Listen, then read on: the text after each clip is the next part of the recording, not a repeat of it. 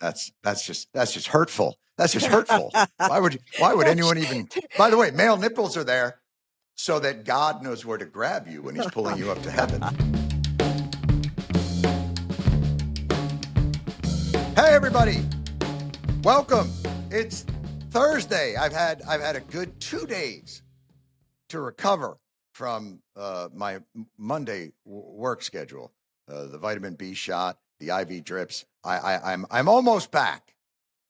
Exhausted.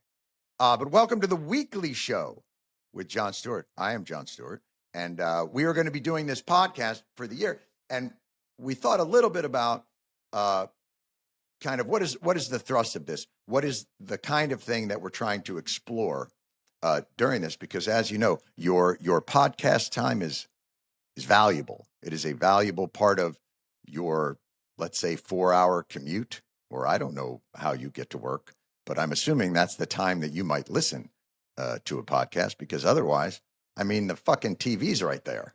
So why would you? Did you get the whole narratives and things? But what I want to talk about as we get into this is the biggest issue of our time right now appears to be the threats to healthy, functioning democracies. And I think we generally view those threats as specific to people or movements. Donald Trump, autocracy, authoritarians, Christian nationalism. The idea, though, is let's look at it from the flip side. What are the vulnerabilities in our democratic systems that makes them maybe less resilient to those kinds of threats?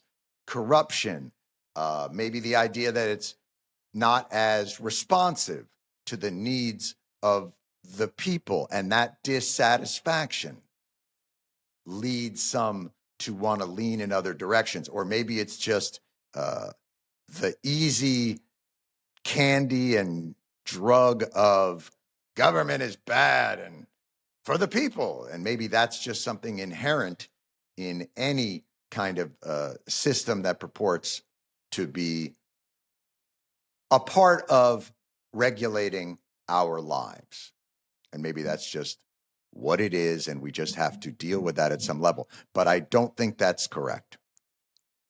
I think there are steps that can be taken from the banal to the drastic that can help make our democratic system more resilient, less vulnerable to these kinds of attacks that come around it, and ways that the government can function in a manner that brings more satisfaction, less crony capitalism, less corruption to those that are, listen, man, it's all about the consent of the governed. And you don't want to kiss the governed's ass, but you want to make it more responsive, I would think.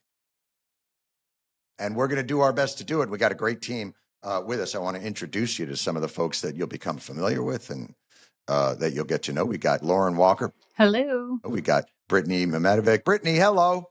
Hello, Jon. Catherine Newhan is going to be with us. Hello. They are going to be producing these shows. They are going to be researching these shows. They are supremely talented. I trust them explicitly and implicitly. So this is the premise. I hope you guys are along for the ride. I hope you enjoy the different episodes that we're going to be giving. Today's episode is about those that have been on the front lines of trying to get to the heart of public corruption and what are some of the things we can do about it. And without further ado, that's right, I'll be using some French words in our podcast universe. I'm going to get to our guests. We have with us Noah Bookbinder, who is president of Citizens for Responsibility and Ethics in Washington, which I didn't know any of those words existed in Washington. The acronym is CREW, all capitals. Noah Bookbinder, welcome. It's great to be here, and we got a lot of work to make that title a reality. We do have a lot of work to make that title a reality. And we're also going to welcome Jane Mayer, chief Washington correspondent for the New Yorker magazine, author of Dark Money, The Hidden History of the Billionaires Behind the Rise of the Radical Right. Jane, thank you very much for being with us. Great to be with you. All right, Jane. All right, Noah. Here's the deal. Here's what we're working on. So this podcast for this year, the focus is going to be threats to democracy, and we're hearing an awful lot about that democracy is under threat, and generally the threats that we hear about as most pronounced have to do with authoritarianism, autocracy, Donald Trump, Christian radical, all of these different things. What I want to get to is sort of the more banal death by 1,000 cuts to democracy that is represented by the things that we don't think about as much that make authoritarianism more appealing or more possible. And that is democratic dysfunction, the sort of low level hum of corruption, a system that is having difficulty meeting the needs of the people it purports to represent. It's not the sexy version that is the threats to democracy, but I think it's equally as dangerous and damaging to the system. So what I would like to start with you guys, and I'll start with you, Noah, does that resonate with you in any way, that the real threat to our democracy is its increasing inability to meet the needs of its, let's, for lack of a better word, call them its customers? Is that resonant? It's absolutely resonant. I mean, look, Noah, that's it. I'm going to cut you off. We're done here. All right, glad to be of service. No, please. So, when people talk about the threat to democracy posed by Donald Trump, that's a real thing, right? I mean, Donald Trump is the guy who tried to keep himself in power after losing an election, which is about the most dangerous thing you can do in a democracy. And I've got a lot more to say about that if we go down that road. But I also think you're absolutely right that Donald Trump didn't come from nowhere. There's a reason why people were willing to look to someone like Donald Trump. And I think a major cause of that is this sense that our government isn't working for regular people. It is working for corporations. It's working for people with a lot of money. And that's because we now have this system where money in politics has been institutionalized. The Supreme Court, as a lot of folks know, a number of years ago in the Citizens United case, but that's really just one case among many, said that corporations could give unlimited money to politics. They paved the way for dark money, for nonprofits that can spend money on politics without disclosing their donors. And since that time, not only has the amount of money been increasing, but there's been this constant pushing the boundary to allow more money in different ways to make sure that there's less disclosure, there's less enforcement. So that's the thing that's going on. At the same time, the Supreme Court has been doing something that's getting a lot less notice, which is they've been gradually chipping away at our anti-corruption laws. Boy, that, Noah, spot on in terms of the amount of money, but boy, that issue about our anti-corruption laws, this idea that it has to be explicitly, and for those who don't know, the Supreme Court sort of has redefined corruption as unless you hand a legislator a bag that has a giant dollar sign on it and a note that says, I will give you this money if you do explicitly this, it is not considered corruption. I think those two things are paramount. Jane, I want you, he mentioned dark money, and he mentioned that, we hear a lot about the amount of money that's been infused into the system and the lessening of what is considered explicit corruption. Would you say those are the things that have eroded the foundation of the democracy for you?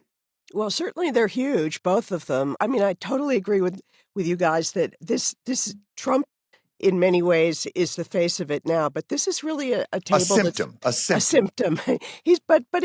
this has been something. The table was set, I'd say, beginning around 40 years ago, and that one of the other things that's been going on is the people who have funded the kind of the undermining of democracy have also launched a pretty constant attack on just the idea of government. So a lot of Americans have lost their trust in it. So you're saying this is purposeful. There has been a purposeful campaign to undermine those tent posts that kept democracy functioning on maybe a clear tack.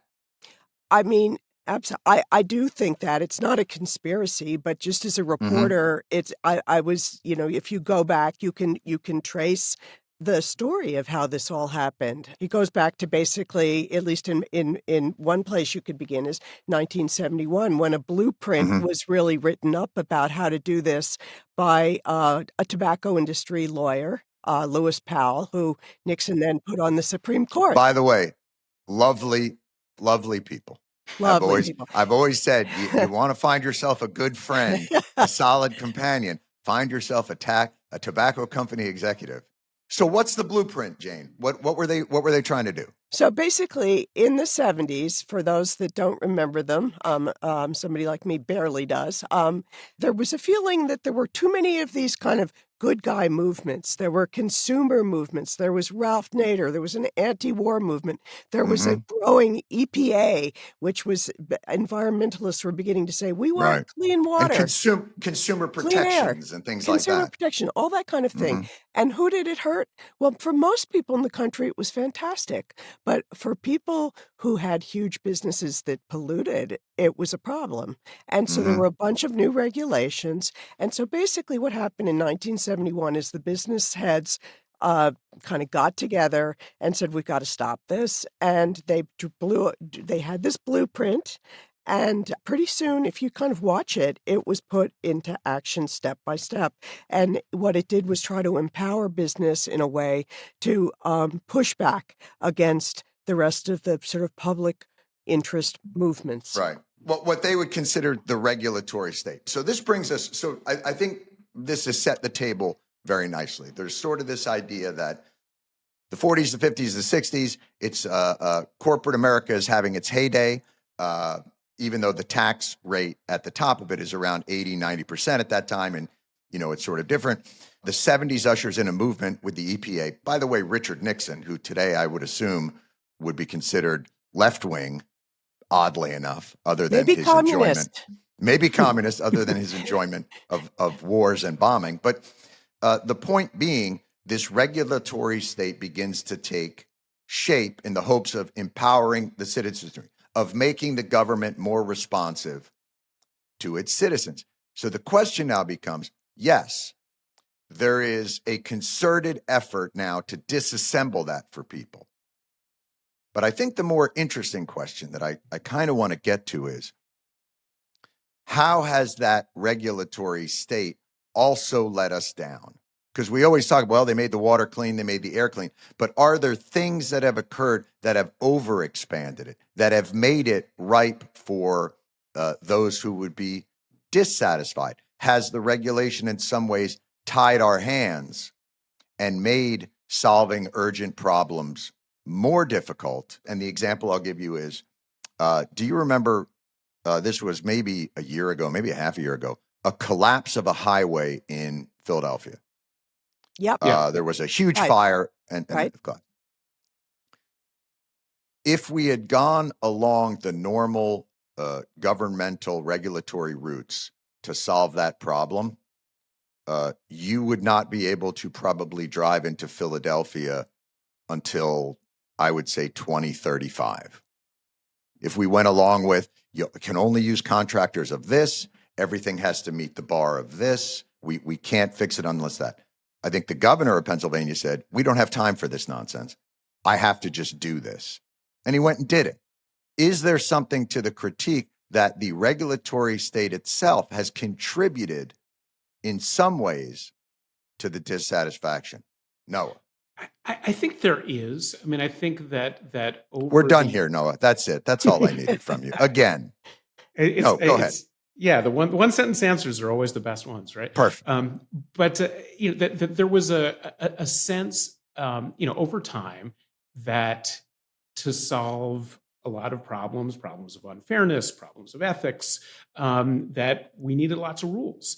And the federal government is a giant apparatus, so it doesn't do anything quickly or efficiently.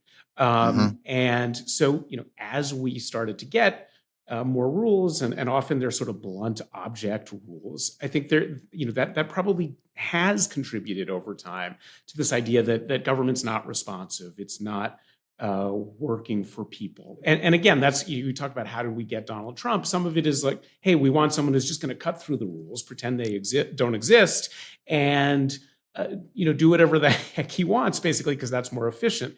I think one of the things we saw there, what we ended up with was not something more efficient.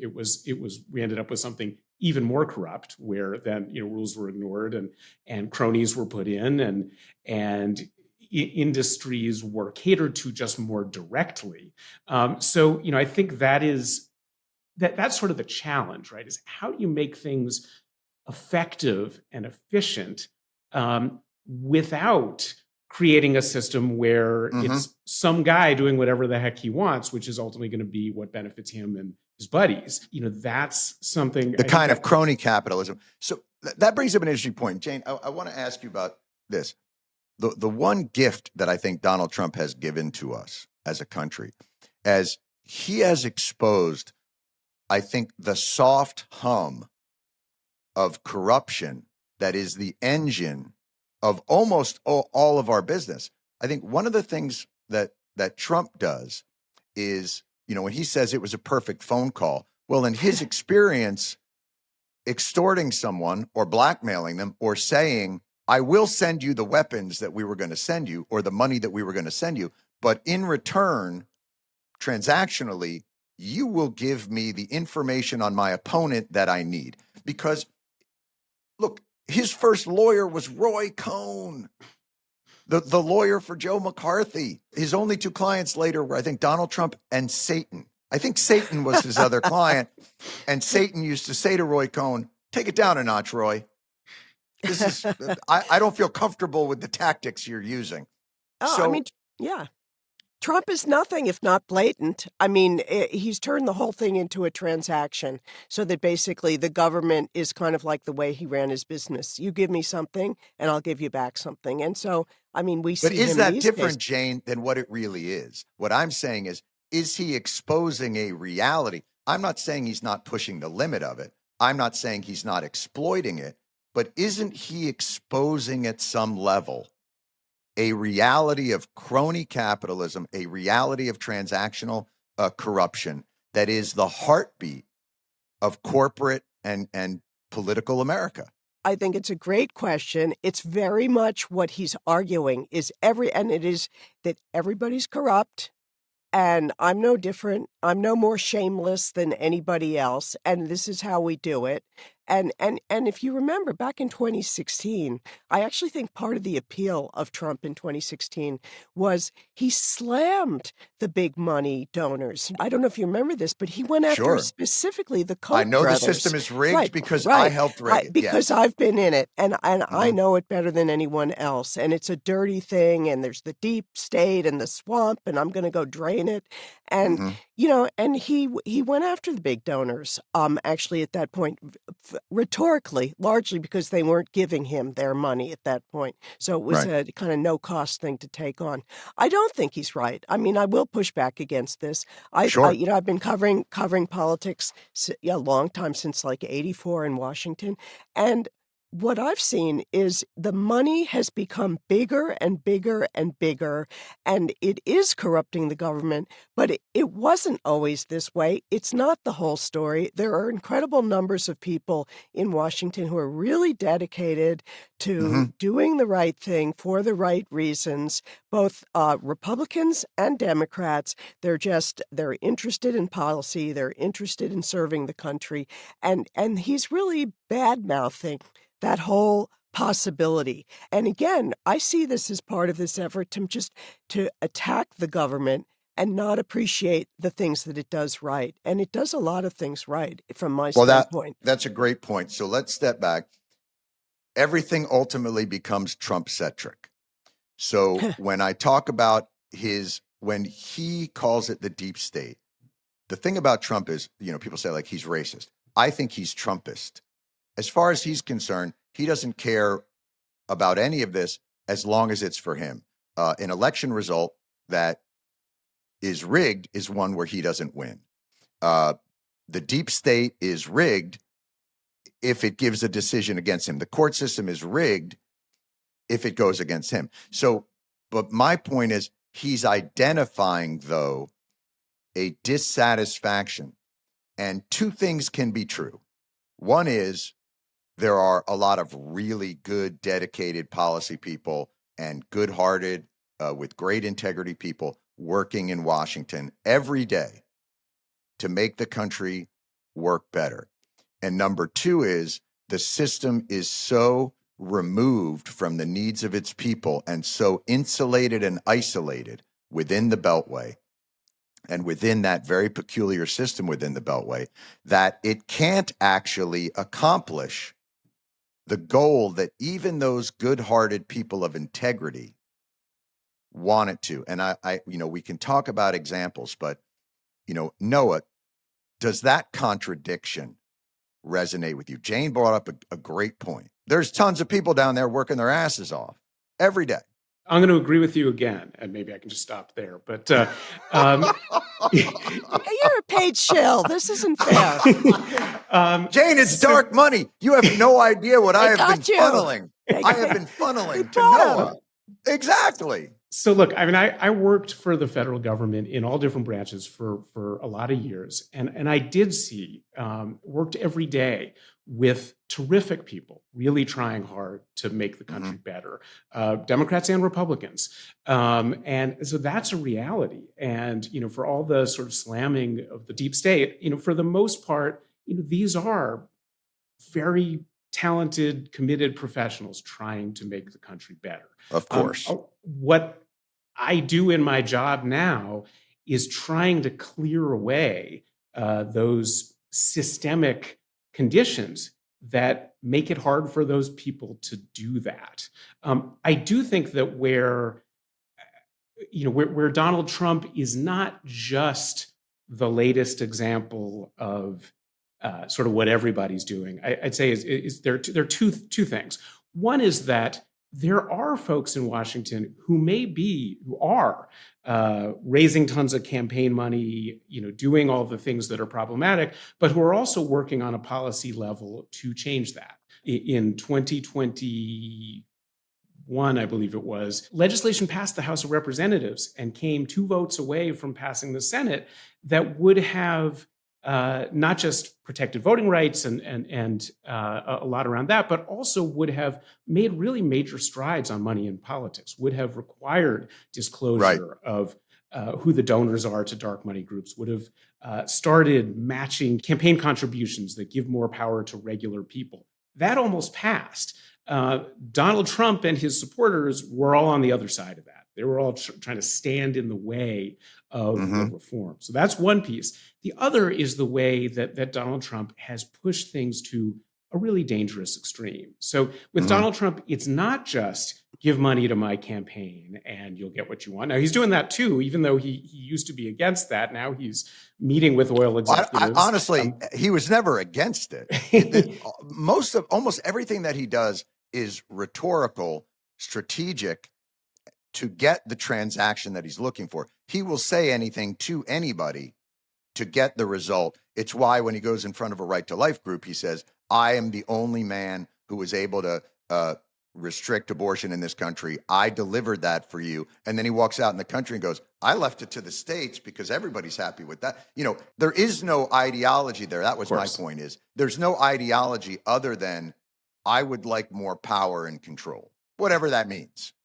Absolutely. Yeah. So, now he's asking oil executives to raise $1 billion for him, and he'll clear out environmental regulations. But at the same time, he's done something that nobody else has done, certainly in modern American history, I think arguably in American history at all, which is that he's had this vast business empire, which essentially, he has been pretty explicit about the fact that you can, if you want to influence me as president, either when I am president or if I am elected president, you can give money to me directly. Right. Or through And my hotels or through the golf course or by buying an apartment. that's right. He And wants now to it's run the country like he ran the Trump organization. It's Well, and not a very public much, company. I mean, it's Yeah. very much the model of foreign dictators, too. I mean, if you look at most Monarchies. Yeah. anti-democratic states, they're very corrupt. Yes. And you look at Russia today. Putin decides which of his cronies he's going to give the oil and gas, franchise to, and they Yes. become billionaires, and then they owe him, and then they have to do what he wants, and You he'll serve take at it the away. pleasure of the king. that's right. Absolutely. And so that is the model here. That is exactly the opposite of what the founding fathers tried to set up with all these checks and balances to keep us from having a dictator who could take it all and enrich himself. I mean, there are a million ways that the laws are set up to try to stop that. So it's not really surprising that Trump is at this point going at the few sort of the barriers that stopped him last time. And he started this really from the time he took office. What are the independent barriers that try to stop somebody like Trump? One is What the are the independent. guardrails? Well, what are Right. the guardrails? It's the independent press. The very beginning, he started by attacking the press. Mhm. It's the justice system, which of course we see him attacking every single day. It's the FBI, the CIA, the intelligence agencies, anything that has any independent information that could Mhm. criticize him, the inspector generals Unless they in the deliver a departments. verdict for him and then he praises them. But so Well, then, this right. gets to the crux of kind of the discussion that we're going to. In some ways, he is doing us a service in that he is like, how they employ like a white hat hacker who will go into a system and find its vulnerabilities. Now, he's not doing it for our benefit. He's doing it to exploit it. But what I'm saying is, what if we take the information that he's delivering us, which is, here are the vulnerabilities in your system that I can exploit. Can't we reverse engineer that and bolster those very institutions in a way that makes them much less fragile to these kinds of attacks? And that's where we get into, I think, the more interesting conversation. I think the more interesting conversation has less to do with Trump and his excesses and his exploitation and more to do with how do we turn the light on our own beautiful, flawed, confounding system and begin to rebuild it with more resilience and stability. And that's where we get to, this isn't about criticizing Trump. This is about the constructive look at what is making this system so much more vulnerable. So now let's flip that back into our talk about the money. The money. The I mean, money. I do think that Noah and I don't know. I haven't checked with Noah about this, but Mhm. my guess is we both think that you really can't fix most of the important things that need fixing until you get a handle on the amount of money that it takes to get elected at this point. It's Mhm. absurd how expensive it is to get elected, and it forces even politicians who want to do the right thing, they got to find the money somewhere, and they have to make compromises to get it. And then when they're in office, they're afraid of not getting reelected unless they serve the people with the money. So it's actually not that the government doesn't work, I don't think. I think it's the government works very well, but for a handful of people who are funding it and not for Oh, everybody else. but I think that's the point is it's supposed to work. I think there It's is not how it's an supposed to be. enormous, that's right. There's an enormous disconnect. So I want to push back a little bit to both of you about this conventional wisdom that it was the floodgates of electioneering. Now, I'm not going to give you the kind of libertarian view of like, that's why government should not have its hands in anything. I think government is essential. We have a system built on checks and balances, and government can be the only entity powerful enough to balance out corporate power, which would exploit all of us, to the best of their ability, if not for some of those checks and balances. But are there things? I'll give you the example. Like we talked to Rose DeLore, who was a congressman from Connecticut, and she was talking about how I think it might have been a Medicare discussion, they were trying to pass legislation. In the halls of Congress, during that discussion, there were more lobbyists for the healthcare companies and the pharmaceutical companies than there are Congress people. And sick people and regular people and people who are trying not to go bankrupt based on an illness they have were not represented in any way during that discussion. So how could you possibly, even without dark money or things that flow on there, how could you have a healthy legislative session without that input? There are a lot of ways to combat money in politics. Campaign finance is a huge one.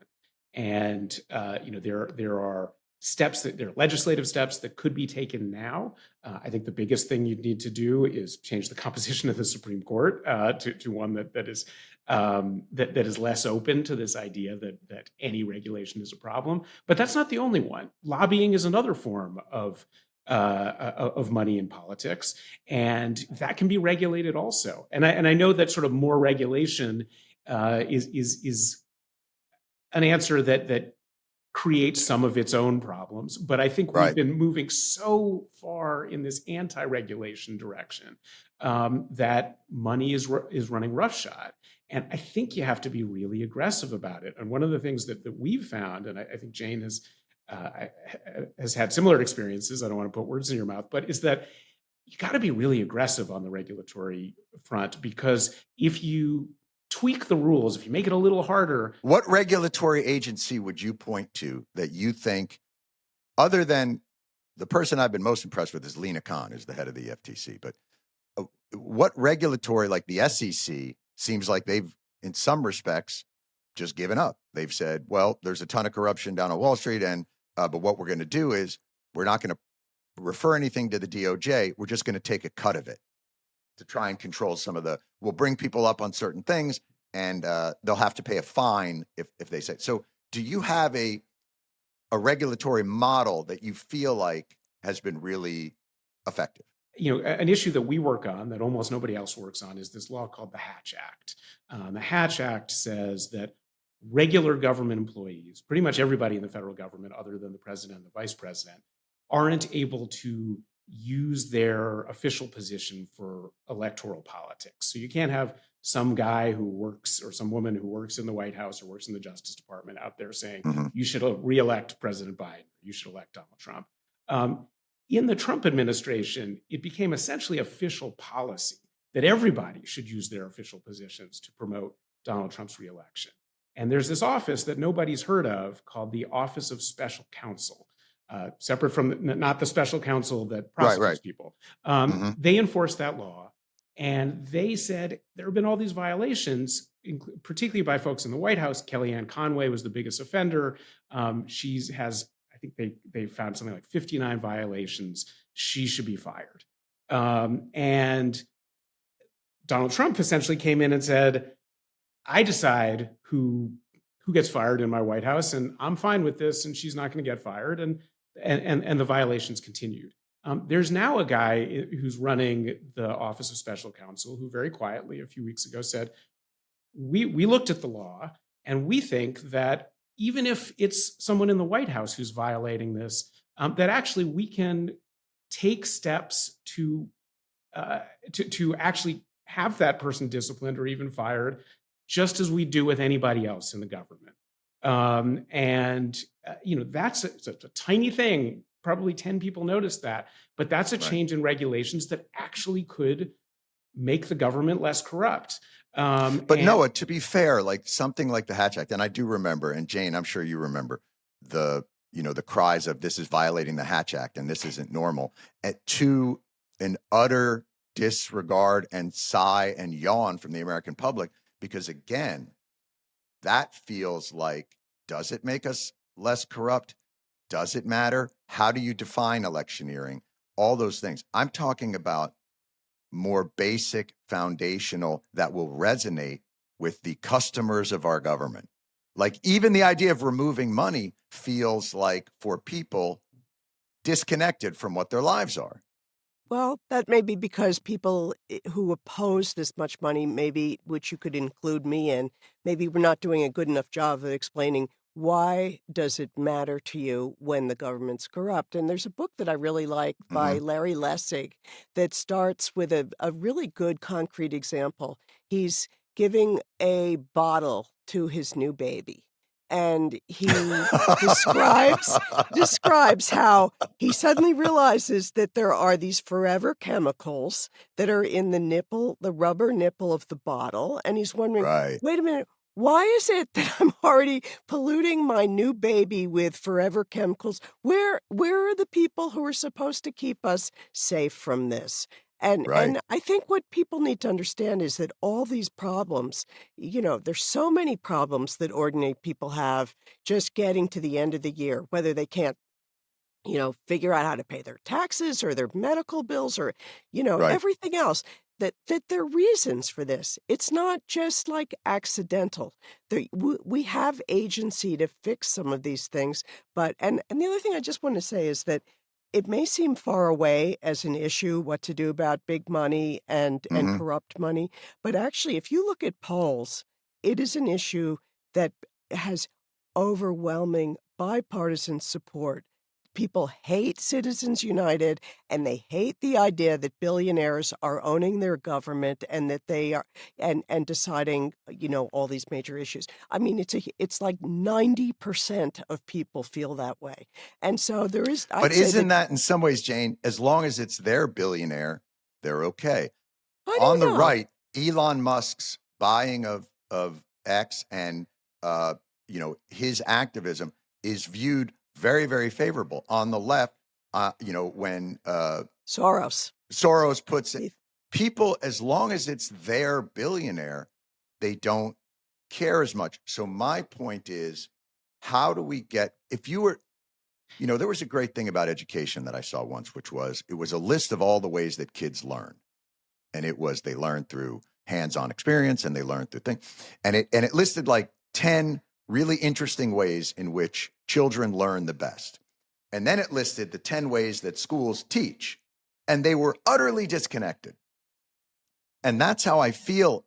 And you can't change it. And it's how I feel about, if you talk to people about their lives and what they want from the government, what they would say is, all right, my kids are in college right now, just as my parents are getting older, and I'm having to put that in there. And I've got medical expenses. So it would be childcare, healthcare, elder care, education. And yet the direct policies of government don't, in their minds, make a clear difference for those things. And even the programs that are in place to do that are oftentimes corporate subsidies, food stamps. You can pay a low wage and the employees of a company will still be on public assistance. Food stamps is kind of a subsidy to Kraft and Nabisco and all those other kinds of things. We're not responding. And I'll give you an example of what I think is a much more crucial aspect to it. And it doesn't have to do with regulation or education of the public. When we went down to try and get something together for toxic exposures for veterans, right, who had been exposed to burn pits, we had some advocate groups that had been banging down doors for 10 years and not really getting anywhere. We brought in a meeting, a bipartisan group of congresspeople, almost all veterans, who had absolute interest and desire to do something about it. We educated them in the room. We got access, which you normally can't do, to this group. We're not lobbyists. We're door open. We laid out the case very compellingly to a bipartisan group. They were in agreement that something needed to be done. When the meeting was over, this is at the very beginning of this process, they pulled us aside and said, "This is fantastic, but we're really busy. Could you write it?" Now think about that. We're the legislative body. We're Congress, but we're so busy that we can't write the urgent legislation that you need. So will you write it? Now, we're just a group of ragtag idiots who are down there trying to get this thing done. But now imagine you're a pharmaceutical company, or now imagine you're a giant bank, and the representatives that you're lobbying are busy, and you know that, and you can exploit that. And so the legislation that is crafted is actually crafted, I think, by the very entities that we should be restricting or we Well, it should be happens. regulating. You're absolutely So- right. It happens all the time. I mean, there was a great report recently about the fossil fuel industry. It was in Mhm. Politico. They wrote up all the new regulations and laws they'd like to see Trump institute if he's elected. And then he says, well, give me $1 billion and we can make a deal, basically. You want to know why not enough is happening about climate change? That's it Right. in, one sentence. I mean, but what are those legislators so busy doing? Take a look. I mean, I'm sure no one knows this. Every afternoon, they get on the phone and they dial for dollars. They have to raise money all the time. So you're to you're get saying the money is reelected. even tied into their time. It's a huge commitment of time. I remember Senator Daniel Patrick Moynihan kind of blew the whistle on it and said, I can't believe it. I have to spend, 2/3 of my time on the phone raising money. I mean, Mhm. it is I hate to sound like my great grandmother, but it is kind of the source of all evil in a lot of ways. And Mhm. again, unless they get a handle on it.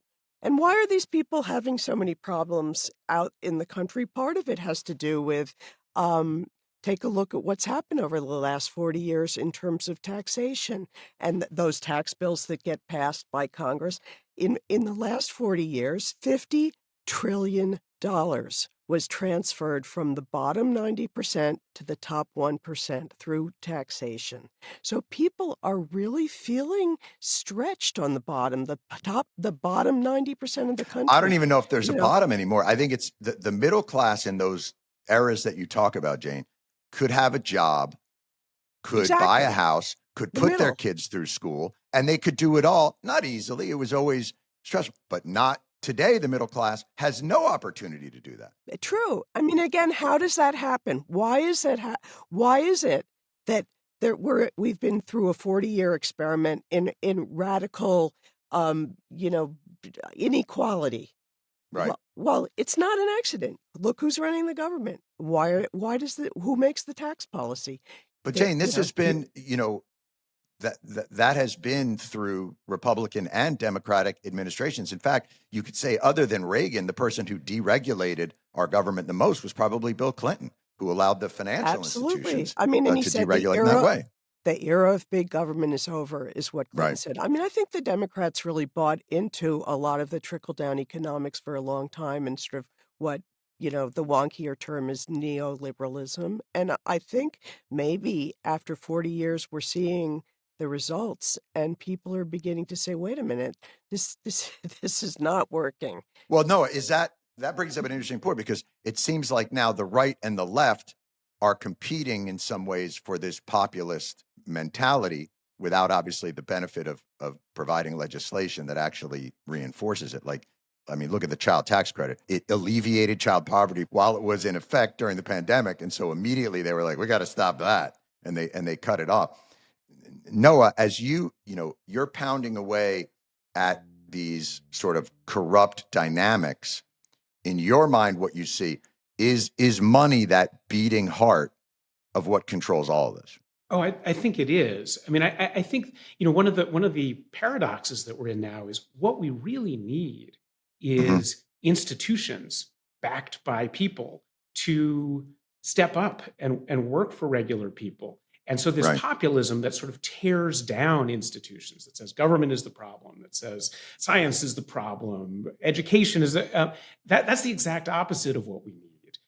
But also institutions have failed us. So we need to be kind of finding ways to Right. both say institutions, you got to get it together, you got to do better, while also So that's saying, my but premise, we need Noah. them. And That's the premise of this entire conversation, which is institutions. How do we help them do better?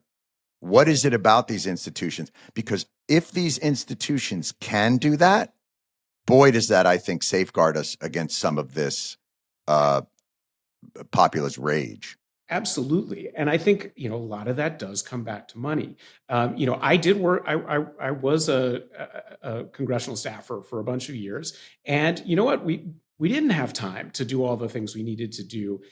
It would be so little money to give to first of all, pay members of Congress more, which is sort of a weird thing for an ethics person to be saying. But we don't want it.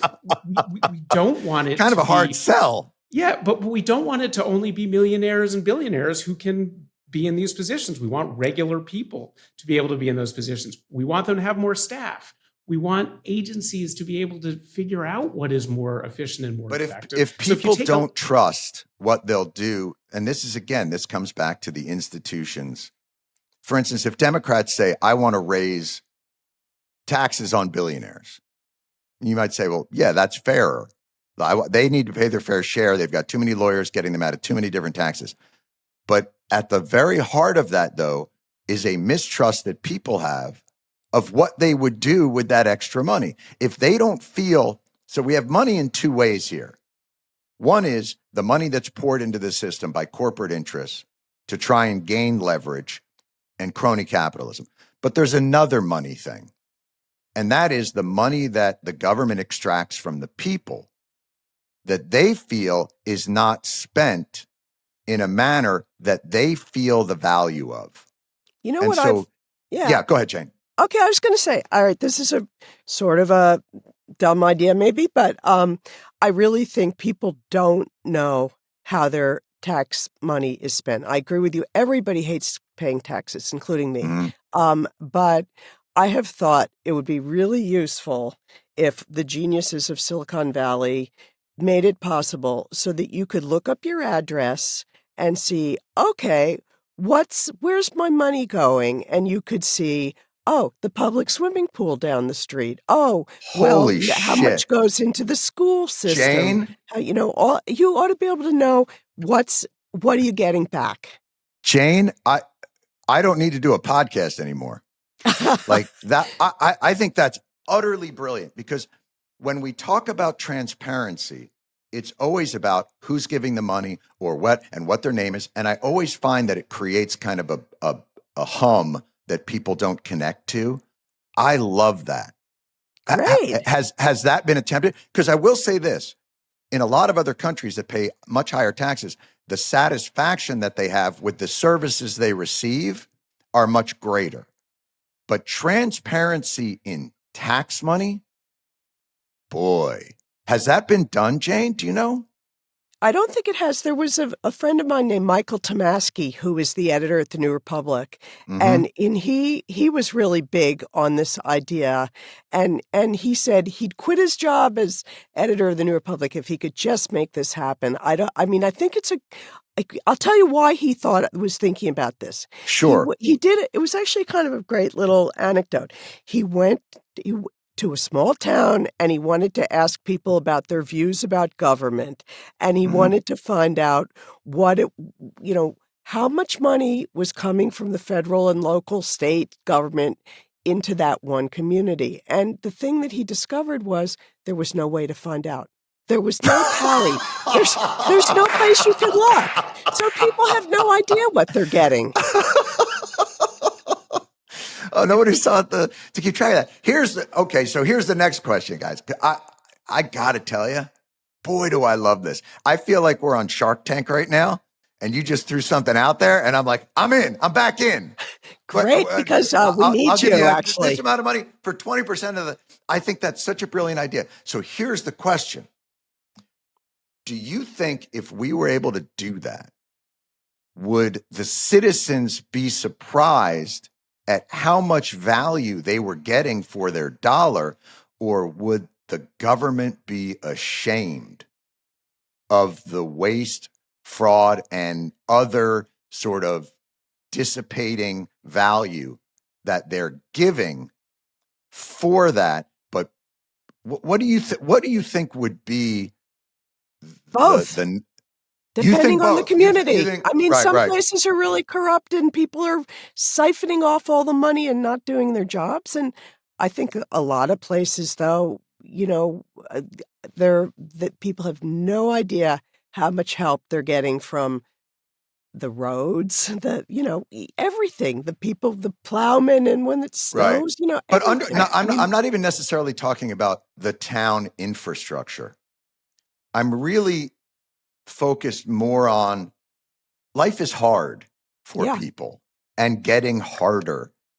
And we have this incredible machinery of government that we need to provide a check to corporate exploitation, to protect environmental rights, to protect all these different things, but also to lend a social safety net of support that matters in people's lives. Simple things like your older parent lives with you, direct money to that person because that is a job, So having true. them living with you. And it's so expensive and for people to try to take care of the elder people in their lives. It's unbelievable. Sure. I mean, I think that it really is both, in the sense that I think people would really be blown away by all the ways that government is helping them. But it then also comes back to who is government helping? And that we have this system where interests with a lot of money get disproportionate money as a result. How much money goes to defense contractors? I think people would be appalled by that. How much money, subsidizes oil companies? Preach, brother. Preach. And so I think we need to do both things. This is a terrific idea to show where your money is going and all the good things it's doing. We've got to combine that. But not just the good things, Noah. Yeah, that's right. Because it has to serve as a reform map. Exactly. If you were able to I almost feel like we could all become like David Attenborough and we're out in the wild and you're tagging an animal to see where it goes, to help it, but also to see like, oh, this is a problem over here. It's a reform map that could be created. That's right. And if you have a system where taxpayer funds are going to policymakers and to the programs that benefit people, but you're cutting, and that's going to be expensive, but you're cutting out the ways that billionaires and corporations can pour billions of dollars into the system. And get subsidies out of it. That's right. And get, then those resources start to be spent in ways that benefit the people who are putting the money in, which is going to be regular people. And not, we have a system now where there are, you're right, it's not just campaign contributions. There are so many ways for big money interests to tip the scales. It's campaign contributions, it's lobbying, there was this crazy Supreme Court decision a few years back. There was this guy, Bob McDonnell, who was governor of Virginia. Sure. Well, that was the quid pro quo decision that ended corruption in America. That's right. I mean, essentially, the Supreme Court said, it's not about a campaign contribution. You can give this guy a Rolex watch. You can pay for his daughter's wedding as long as all you're getting is access. It's not tied to a specific act. It's just you're setting up a meeting. And all of us who have had jobs in the world understand how it works. If your boss comes and says, I want you to take a meeting with this person and give careful consideration to what he says, right? So what you're doing there is the Supreme Court is giving a blueprint for corruption. You can give this guy a watch, and then you get a privileged meeting with his or her top aide, and you can make your pitch there. It's so funny. Noah, it reminds me that this is like the NCAA. So the NCAA for years was this giant regulatory state over college athletics. And they had rules like you can have a bagel, but you can't have a bagel with peanut butter, because if you have a bagel with peanut butter, that's considered a meal. And so and this is what gets back to the heart of like regulation is great unless it makes no sense and it's over regulation and it has no bearing on anything. So, ultimately the NIL comes in and college athletes who've been exploited for their labor forever and under these ridiculous rules. And this is why it reminds me of government ethics. In government ethics, a lobbyist cannot give you a sandwich. You cannot give a congressperson a sandwich or something over $25, something along those lines. Can't give them theater tickets.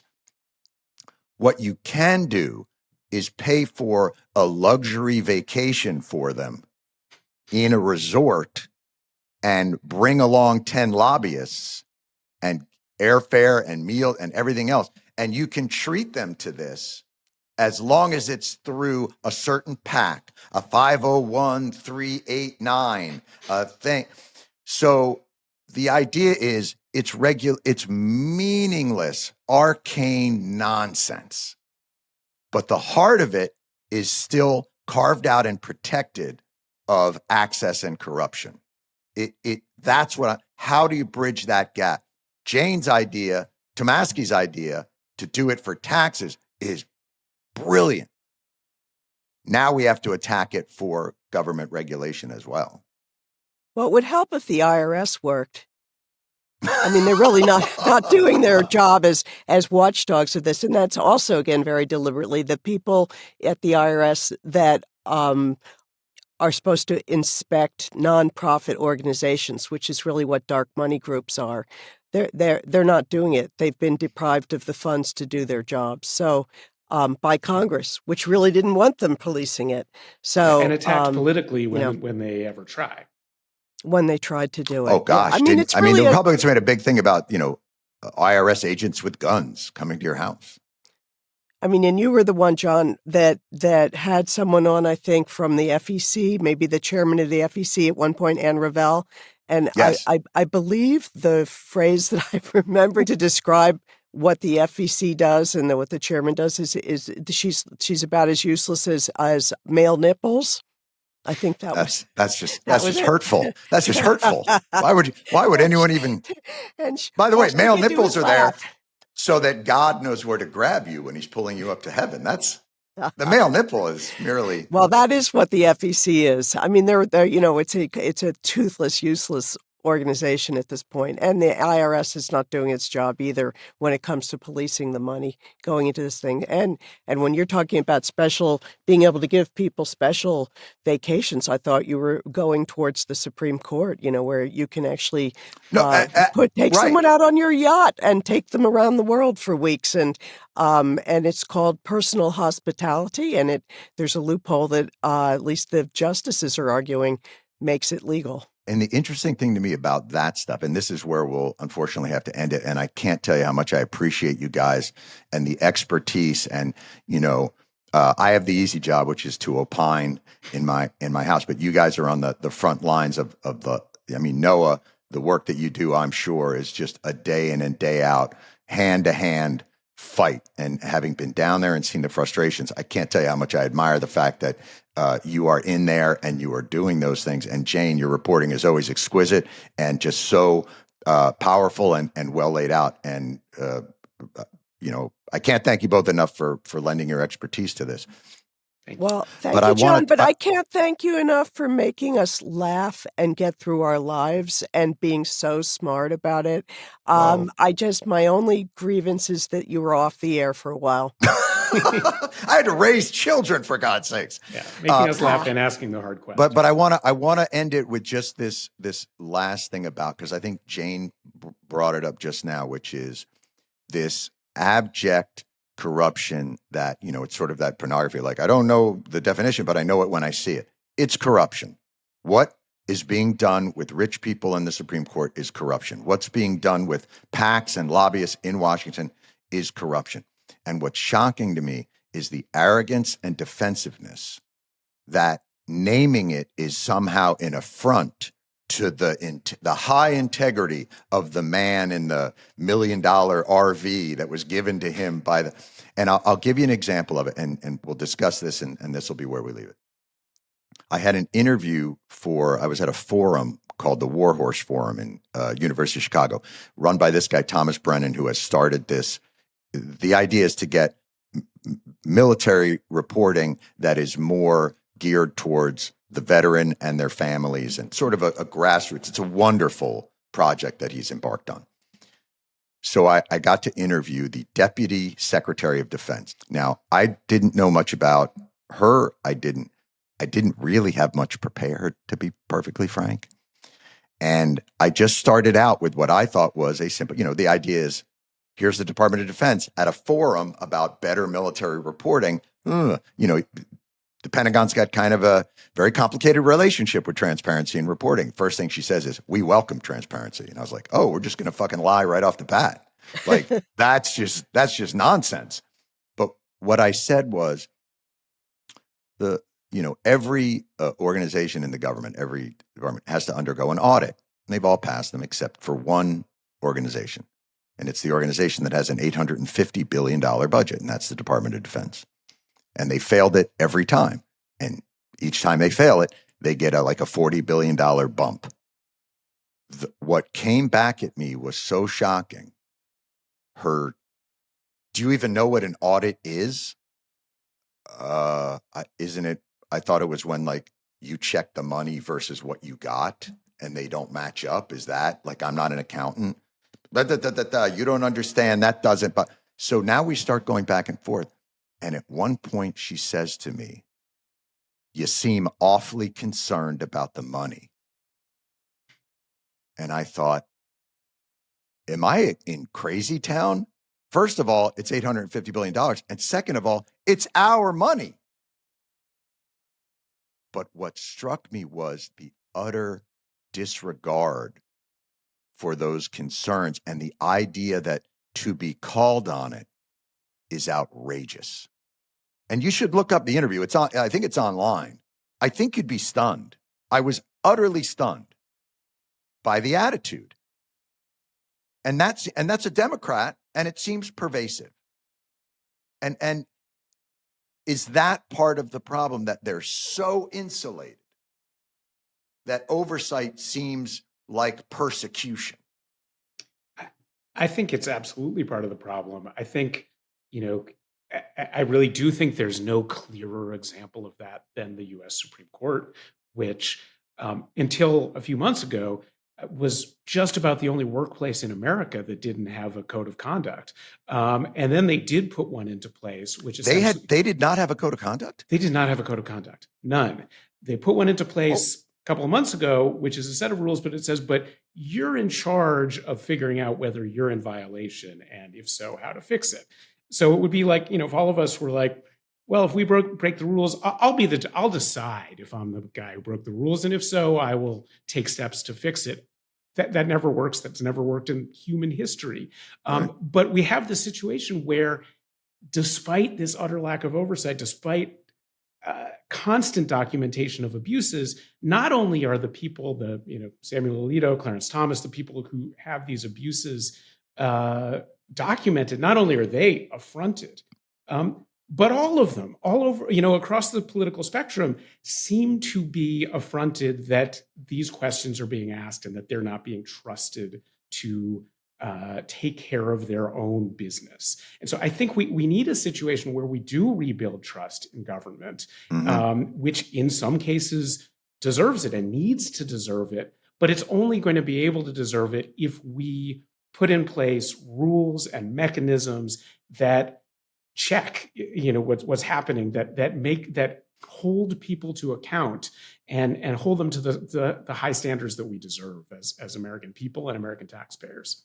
And Jane, to your idea, is it the shaming with tenacity? I like that. Shaming with tenacity sounds very good to me. I mean, I have to say that I think the good news about the scandal surrounding the Supreme Court is that it was broken wide open by fantastic reporting, which just won a Pulitzer Prize for ProPublica. For a long time, the court was ProPublica does great work. I mean, and they're a Great work. nonprofit news organization, and for a long time, the court was sort of treated as like the oracles of Delphi, and they were above being covered. So I mean, I think holding them accountable and exposing it and demanding reform.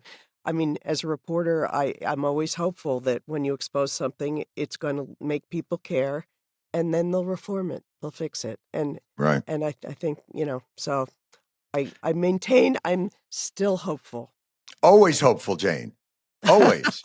Uh, I'm the same way. I know it sounds Absolutely. crazy, but because I've seen what pressure and shame and tenacity,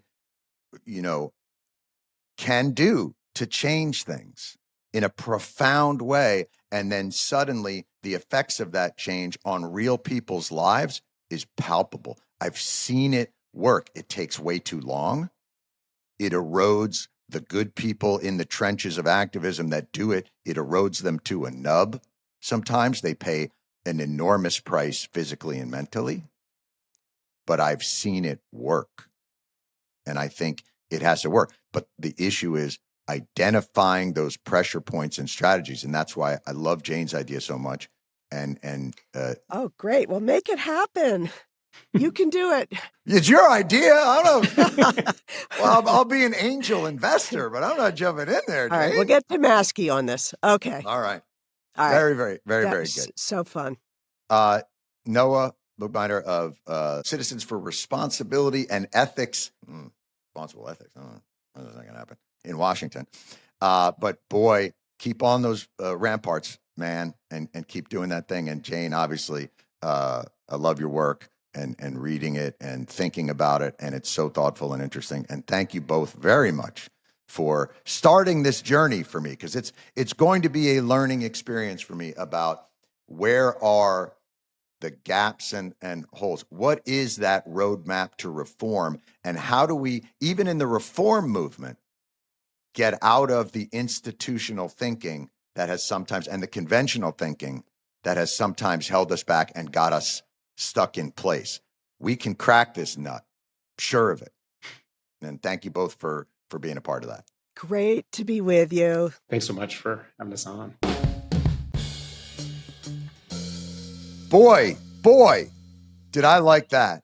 Did I like when Jane, everything was a blur to me, and we're all trying to figure out a roadmap to some.